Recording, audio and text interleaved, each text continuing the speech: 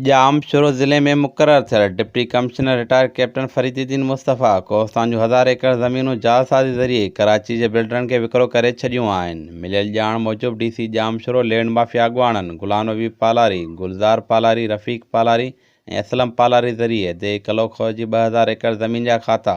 जालसाज़ी ज़रिए दे टक मकान में रखी बिल्डरनि खे अरबनि रुपयनि में विकिरो करे छॾिया आहिनि।